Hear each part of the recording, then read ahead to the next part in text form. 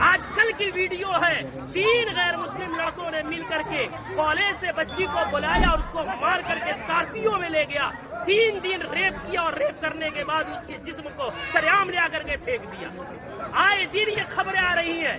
میں پوچھنا چاہتا ہوں اس کے پیچھے کے ذمہ دار معاشرے کے ہمارے اور آپ جیسے بے غیرت لوگ نہیں ہیں جو شادیوں میں ناچ گانوں میں پیسوں میں آگ لگا رہے اور آگ لگا کر کے شادیوں کو اتنا مشکل بنا دیا کہ وقت میں شادیاں نہیں ہو رہی ہے، جس کی وجہ سے ہماری بیٹیاں جذبات ان میں بھی ہے، جذبات کی رو میں بہ کر کے ایجوکیشن والی بچیاں غیروں کے گود میں کھیل نہیں رہی ہے بلکہ ٹیشو پیپر بنا کر کے انہیں استعمال کر کے گلی کوچوں میں پھینک نہیں دیا جا رہا ہے بلکہ ان کے چیتھڑے اڑائے جا رہے ہیں۔ اتنے ادب و احترام کے ساتھ بار بار اصرار کرنے کے بعد جھک کر کے باپ کہہ کر کے بھائی کہہ کر کے ایمان کا حوالہ دے کر اسلام کا حوالہ دے کر پوری سوسائٹی کے عہد و پیمان کا حوالہ دے کر کے کہا گیا، لیکن پھر کیوں نہیں مانے؟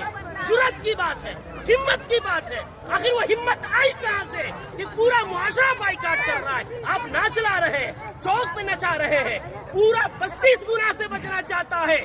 خدا کا خوف کھائیں ہم لوگ، کل قیامت میں کیا منہ دکھائیں گے؟ پورے گاؤں میں نچاتے ہوئے لے کر آتے ہیں، مسجد کے سامنے سے لے کر آتے ہیں، پورے گاؤں میں۔ یہ کیا ہے؟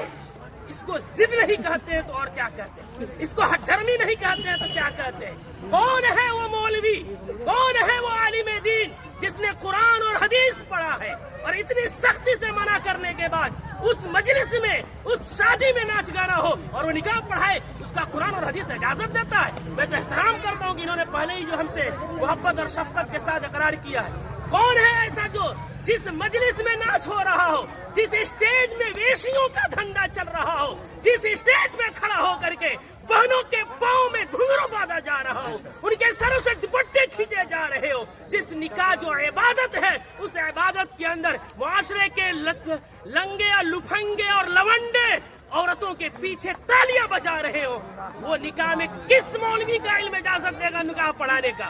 کون سی قرآن اجازت دے گی؟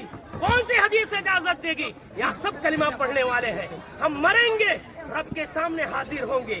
دنیا کی بات چھوڑے، ہمیں یہ خوف کیوں نہیں آتا کہ نکاح ایک عبادت ہے، نماز بھی عبادت ہے، نماز میں اگر کوئی گانا بجائے نماز کا مذاق ہے، نکاح میں کوئی گانا بجائے وہ نکاح کا مذاق نہیں تو کیا ہے؟ جو مولوی قرآن کی آیت پڑھیں گے ان کا مذاق نہیں تو کیا ہے؟ حدیث